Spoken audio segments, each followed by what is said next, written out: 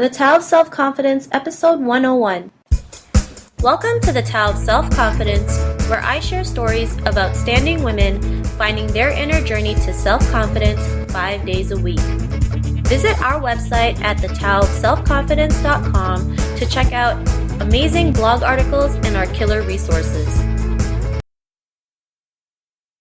Hello friend, welcome to the Tao of Self-Confidence, where I share stories of amazing women who have discovered their inner journey to self-confidence. I'm your host today, Sheena Yap Chan, and today I have a special lady on today. She is from my city as well, the city of Toronto. She is a branding and marketing consultant with her movement, which is called the Anti-Hustle movement, and she will explain a little bit more about that. But without further ado, I'm going to introduce you to Lara McCulloch. Lara, how are you doing today? Maybe you can fill in a little bit more about yourself to our listeners. Yeah, for sure. I'm doing great. Thank you for having me on, Sheena. As you mentioned, I'm a branding and marketing strategist and have been for about 20 years. So I started when I was 5, if you do the math. In my previous life as a consultant for advertising and branding agencies, I worked with really big names. So a lot of people might be familiar with like Cadbury-Adams and Unilever and Shell. But 9 years ago, I started my own consulting firm, where I'm kind of focused on building growth and reputation and evangelism for small businesses. And I've done some pretty cool things over the last number of years in owning that business. I founded one of the world's first Twitter communities, which was written about by Tim O'Reilly in the Twitter book. I get to travel throughout the world as a keynote speaker, which is really cool. So I've got to see some awesome places, including where you were born, in the Philippines. I sit on a number of advisory boards and write my column for a magazine. And in 2014, I started the Start Some Shift podcast, which was really amazing. But I'm also a mom and training for my first fitness competition in April, which is a good supplement, I guess, to what I do in my everyday life. And in a few months, I'm going to be launching the Start Some Shift Academy, which will be teaching coaches, consultants, and strategists, as well as business service providers like copywriters and graphic designers, how to build a lucrative lifestyle business with only 2 to 4 clients, working part-time, and not spending a dime on marketing. Awesome. Well, that sounds like a plan. Just a few things. Well, thanks for sharing that. And that's pretty cool, right? I mean, a lot of people are like, that can't be done. How is that possible? And I always believe anything's possible, right? If someone does, if it can be done once, it can be done again. So thanks for sharing that, Lara. And, what's your cultural background? Oh, wow. How long do you have? I kind of refer to myself as like the human version of a mutt. I'm Canadian born, but my background is Russian, Austrian, Spanish, and British, with a little bit of Irish thrown in there, just for good measure. Awesome. Well, thanks for sharing that. And so, Lara, what would be your favorite self-confidence quote? Oh, I love this question. A few years ago, I put a quote actually as the wallpaper of my cell phone. And that quote was, "You are only confined by the walls you build yourself."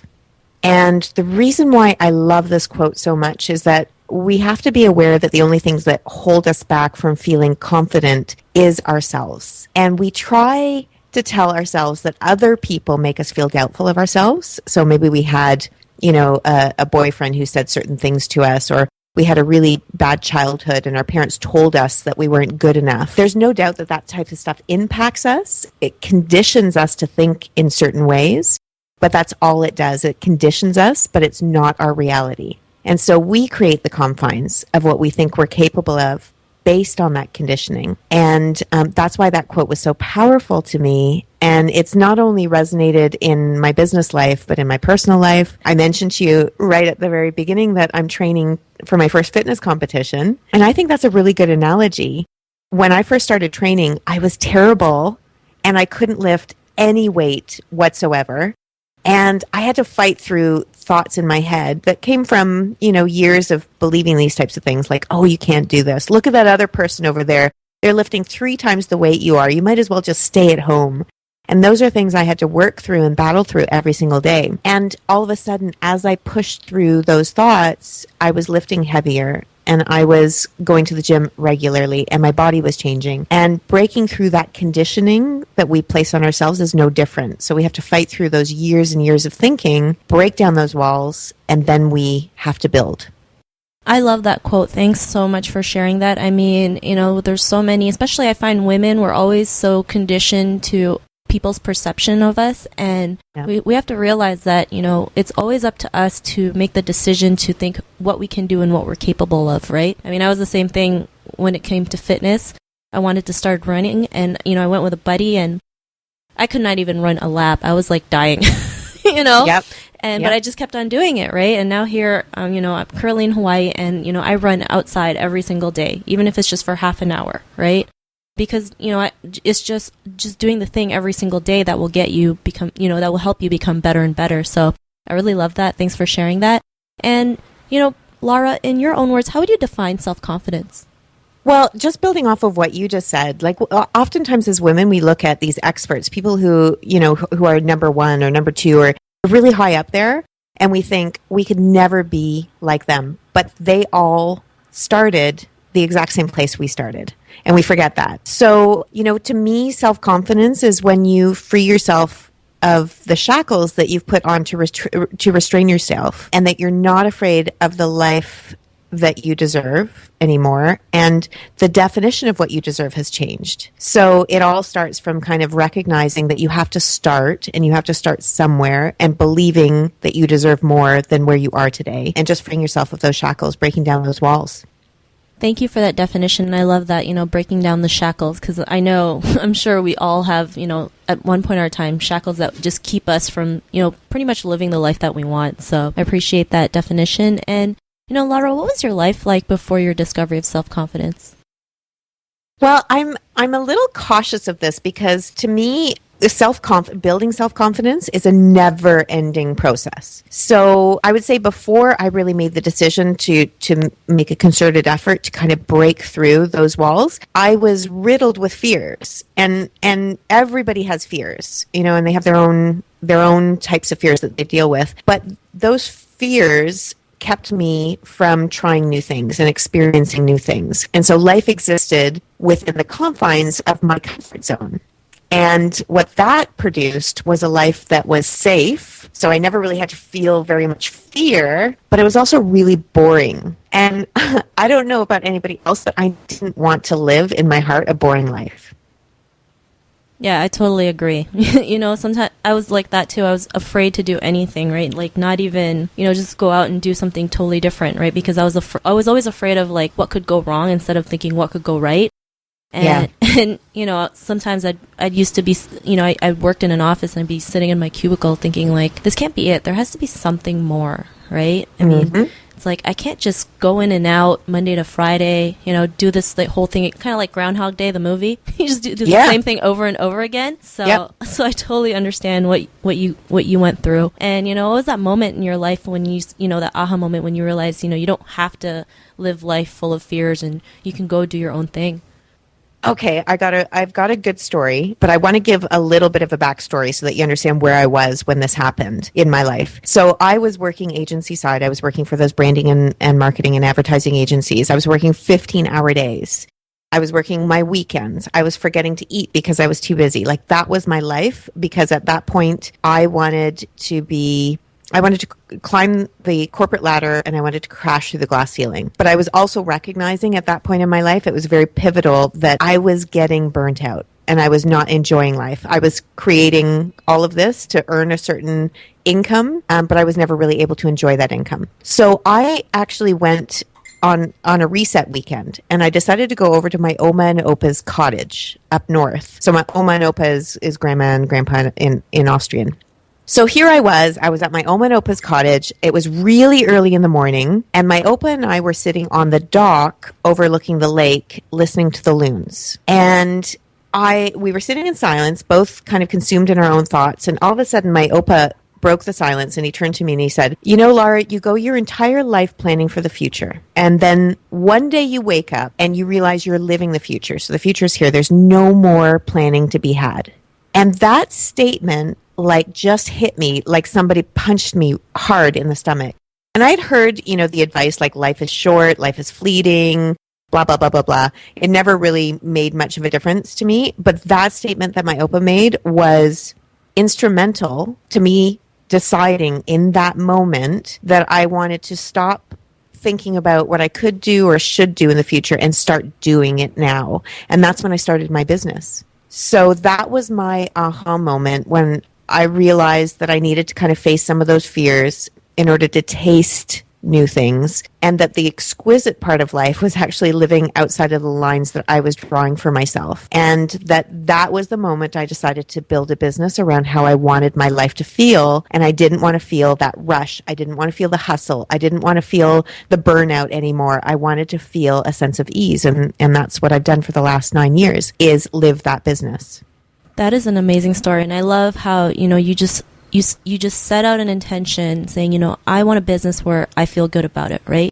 Because there's people out there who have businesses and they still get burnt out, right? They still get burnt out. They still work 15-hour days. They still, forget to eat and stuff, and they still can't enjoy the income that they created, right? Because for me, what's the point in having a business if you're still working like having a job, right? You're overworked, you're burnt out. You can't even enjoy, the money that you create. So, I'm really glad you were able to find that. And, what's your life like now after that discovery? My life is awesome. I try, I experiment, I fail, I laugh, I grow, and I learn through that process. For the past 9 years, I have not woken up to an alarm clock.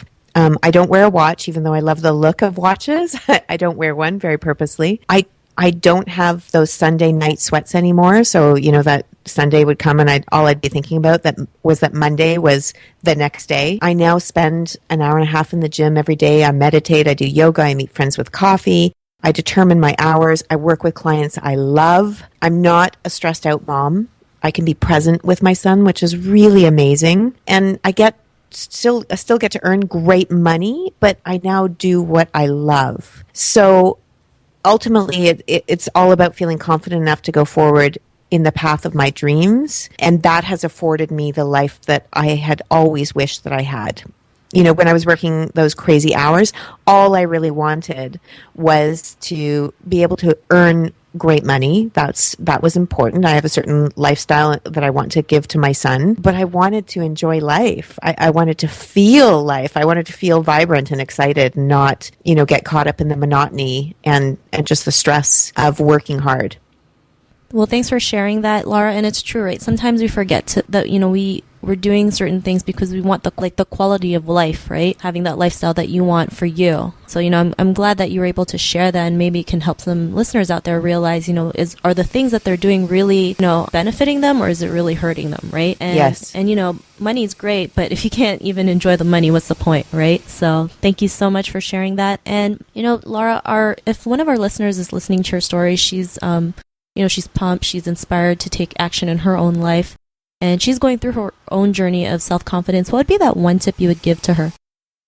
So I'm actually going to give you one tip that's broken down into 5 tips. How about that, eh? Sounds Living good. outside the lines. Okay, so I wear a necklace every single day, and embossed in the necklace is the word shift. So my podcast is called Start Some Shift. My program that I'm developing is the Start Some Shift Academy. Shift to me is a very powerful word because it suggests transition and movement. And so if I break down the letters of shift and I invert them, so I start off with the T, then the F, then the I, then the H, then the S, those are kind of the 5 tips that I have for anybody who wants to kind of get moving and get started and feeling more self-confident. So the first thing is the T, which is truth. You have to first be true to what it is that you need to change. So you have to first identify what needs to be changed. And this is where you're experiencing the self-doubt. You cannot fix it if you don't recognize that it exists. And I'm assuming your listeners have already kind of, if they're listening to your podcast, they're already kind of here. So the challenge with the T is to really understand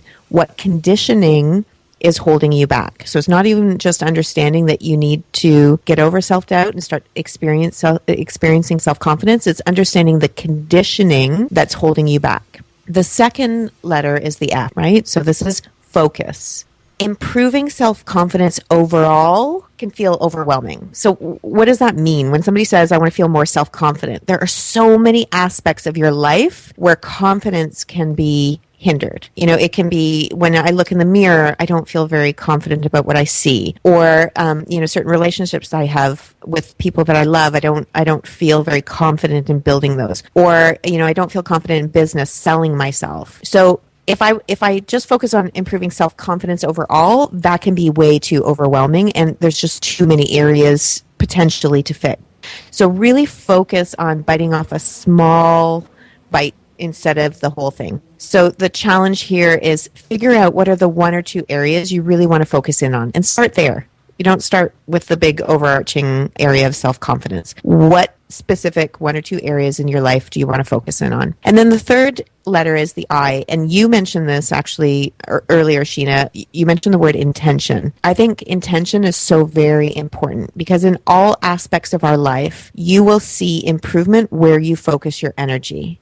And the same is true with self-confidence. So you have to make a concerted effort to have an intention to improve your confidence in those one or two areas that you want to focus in on. Now, I refer to this as you need to have a why that makes you cry. So the reason why you're doing the change, why you're becoming more self-confident has to be bigger than the self-doubt. And it should be tied to an emotional trigger. So I'm going to give you an example of this. When I talk to people and I say, why is it important for you to build your business? Why is it important for you to grow your business? And a lot of people will say, because I want to earn more money. That is a very rational reason why. It's not an emotional reason why. And usually when I probe and I say, well, why? What is it about earning more money that's important to you? Why are you focused on more money? What is it that you want to achieve? What do you want to feel? What are your fears? What are your dreams? And once they can start to talk about it more emotionally, like, I want to give my son the life that I never had, or I want to, finally be able to move to Paris, France, and live the life I've always wanted to live. That's when you're getting somewhere close. And so for the listeners, when you're thinking about improving your self-confidence in those one or two areas that you want to focus in on, ask yourself, what's the why that makes you want to cry? What's that emotional trigger? Because when those moments of self-doubt come out and you got that voice in your head saying, don't do it, oh, I don't know, you're going to hear those voices cropping up again. That reason why has to be bigger than those reasons why not. The fourth letter is H, and that's habit. So here's the really amazing thing about this. You're only going to really experience change when you are habitually trying. And this is where that gym analogy comes into play. Like, I'm never going to be able to build the physique that I'm looking for if I'm not in the gym every single day. And that requires consistent effort. But what a lot of people experience is failure because they don't quite feel self-confidence yet. So I have to keep practicing it. You want me to habitually do it, but I'm not feeling it yet. So if you don't feel that self-confidence yet, then fake it. And that might sound really, really, really strange, but let me give you an example of what I'm talking about. I speak to audiences all around the world, and usually every time I speak to a new audience, I'm nervous all over again. But when I step up on stage, nobody knows how nervous I am because I step into character. It's like I pull on a mask and I pull on a new outfit and I step out on that stage, and that character exudes confidence. Nobody knows. So whether you're presenting to a new client, whether you're speaking to somebody new, whether you're having a conversation with somebody that makes you feel nervous, oftentimes when you're in this practice stage, you need to feel falsely confident.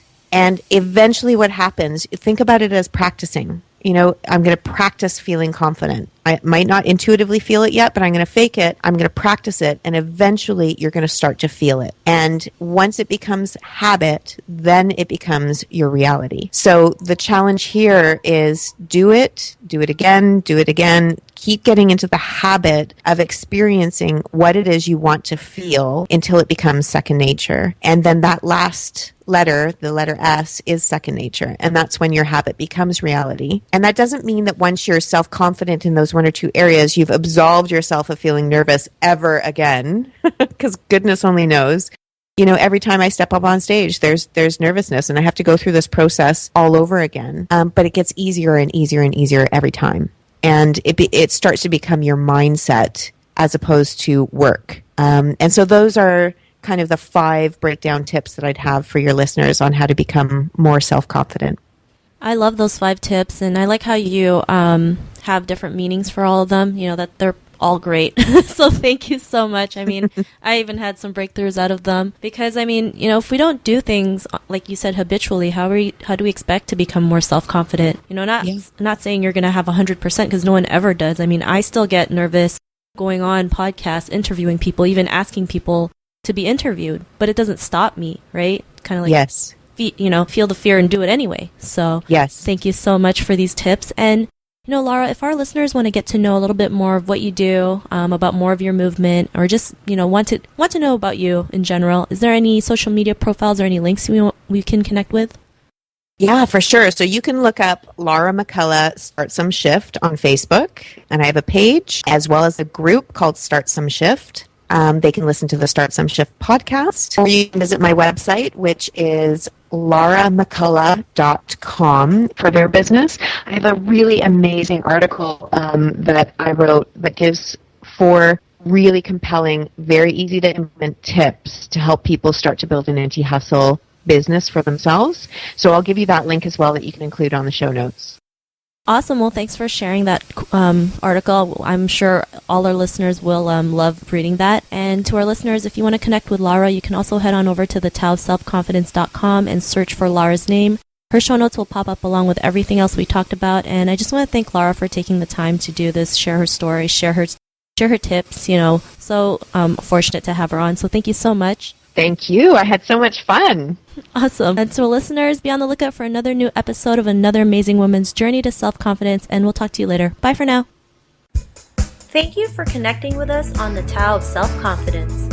Visit thetowofselfconfidence.com for links to everything we chatted about, as well as killer resources, gifts, and so much more.